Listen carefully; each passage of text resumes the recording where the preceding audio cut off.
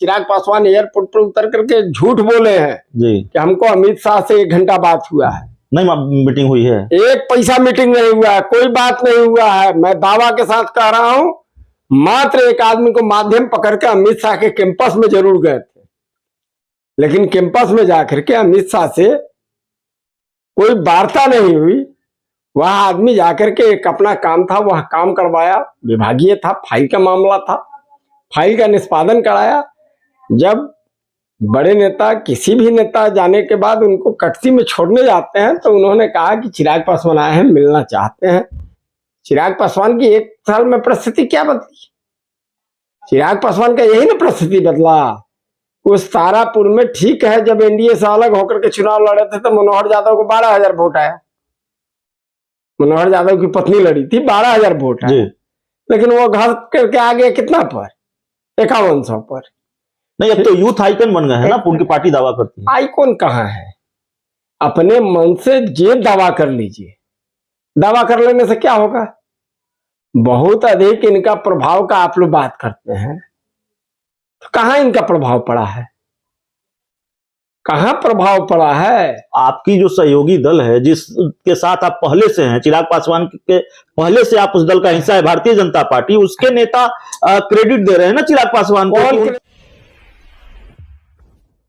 नमस्कार, आप देख रहे हैं डी न्यूज और मैं हूं अभिषेक मिश्रा। बिहार की कुढ़नी विधानसभा सीट पर उपचुनाव हो रहा है और बिहार में एक नया खेल भी हुआ है उपचुनावों के बहाने। मोकामा गोपालगंज में उपचुनाव हुए, अब कुढ़नी पर उपचुनाव हो रहा है। एनडीए में एक और दल की एंट्री हुई है, चिराग पासवान, लोक जनशक्ति पार्टी रामविलास की एंट्री हुई है। उसके सुप्रीमो चिराग पासवान अब लगातार भारतीय जनता पार्टी के लिए बैटिंग कर रहे हैं। लगातार ये सवाल है कि क्या चाचा भतीजा एक हो गए हैं? उपचुनाव के बहाने ही सही बीजेपी ने एक कर दिया, और ये सवाल हम पहले भी पूछ चुके हैं। हम कोई नई बात नहीं करने जा रहे हैं, लेकिन सवाल नए होंगे इस इंटरव्यू में। तो हमारे साथ राष्ट्रीय लोक जनशक्ति पार्टी के प्रधान महासचिव, प्रदेश प्रधान महासचिव केशव सिंह हैं, और केशव सिंह जी से हमारा सवाल होगा, चिराग पासवान के बारे में ये कहा जा रहा है कि वो एक मजबूत फैक्टर हैं मोकामा गोपालगंज के बाद, अब कुढ़नी में भी। रालोसपा की क्या भूमिका है इस उपचुनाव में? देखिए, सबसे पहले जो आप कह रहे हैं चिराग पासवान को फैक्टर आप लोग बना रहे हैं, फैक्टर कभी नहीं रहे। मैं बार बार कई बार उदाहरण दे करके आप लोगों को बता चुका हूं कि चिराग पासवान के संसदीय क्षेत्र में चुनाव हुआ पिछले साल, और पिछले साल के चुनाव में चिराग पासवान का क्या स्थिति रहा? तारापुर में जहां 17,000 पासवान का वोट था, वहां उम्मीदवार बनाए।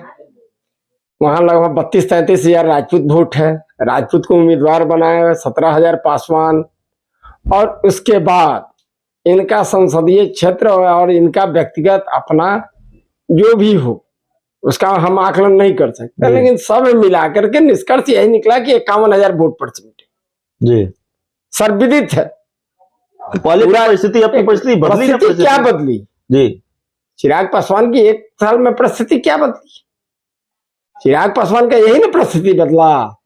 उस तारापुर में ठीक है, जब एनडीए से अलग होकर के चुनाव लड़े थे तो मनोहर यादव को 12,000 वोट आया। मनोहर यादव की पत्नी लड़ी थी, 12,000 वोट आया, लेकिन वो घर करके आ गया कितना पर? 5100 पर। नहीं, अब तो यूथ आइकन बन गए हैं ना, उनकी पार्टी दावा करती है। आइकॉन कहाँ है?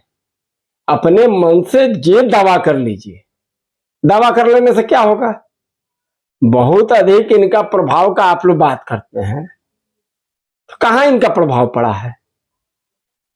कहाँ प्रभाव पड़ा है? आपकी जो सहयोगी दल है, जिसके साथ आप पहले से हैं, चिराग पासवान के पहले से आप उस दल का हिस्सा है, भारतीय जनता पार्टी, उसके नेता क्रेडिट दे रहे हैं ना चिराग पासवान को। कौन क्रेडिट दे रहा है? एक नाम बताइए। रामसूरत राय का ट्वीट में आपको दिखा दूंगा। रामसूरत राय ने कहा चिराग पासवान की वजह से वोट मिले, बड़ा सहयोग किया उन्होंने, और आपकी पार्टी के जो सुप्रीमो है उनका नाम तक नहीं लिया। एक बात है, रामसूरत राय का आप उदाहरण दे दिए।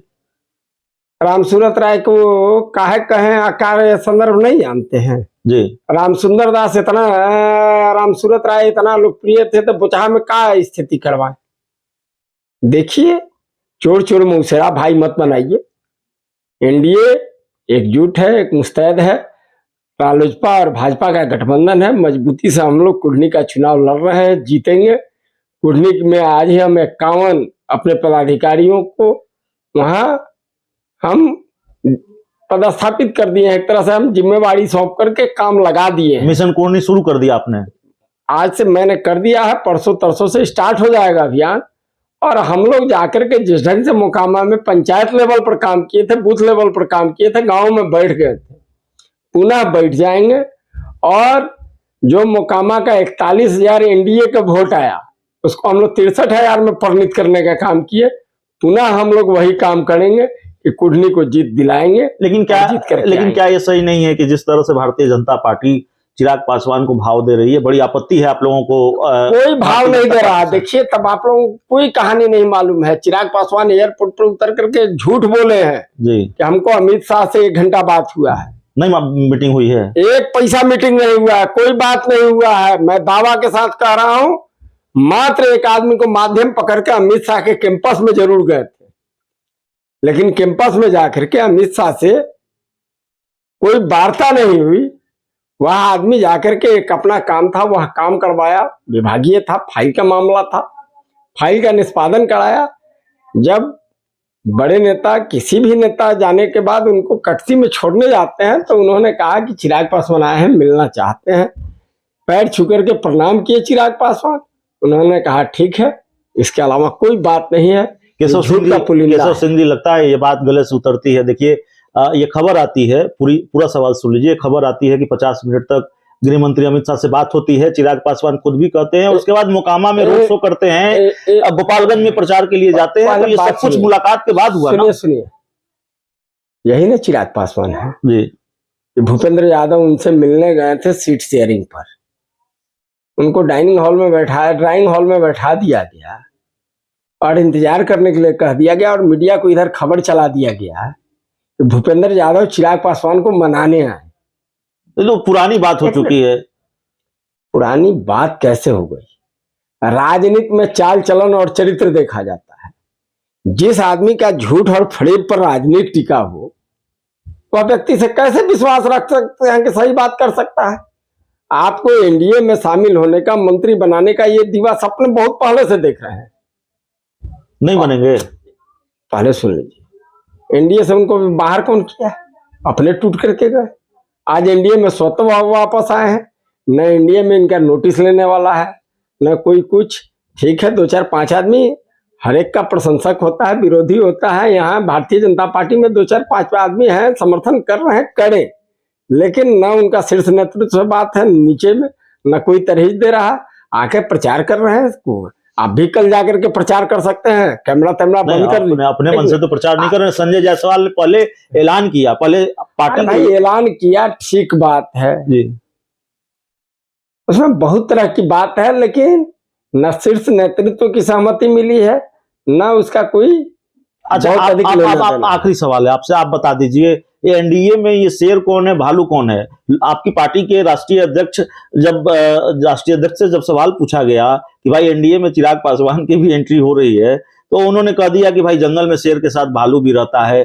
अब उस पर बड़ी चर्चा है, बड़ा बवाल है। लोग पूरे बाइट को सुनिए आप लोग जी। उन्होंने कहा कि एनडीए प्रेस के साथियों ने पूछा, हम भी पत्रकार वार्ता में बैठे हुए जी, स्पष्ट रूप से पूछा कि एनडीए में चिराग पासवान भी आ रहे हैं। उन्होंने कहा कि स्वागत है। रहा बात की, कहा कि आप और वो एक साथ रहेंगे, उसी तरह से उन्होंने कहा कि जंगल में बहुत तरह के जीव जंतु रहते हैं, सब एक दूसरे के।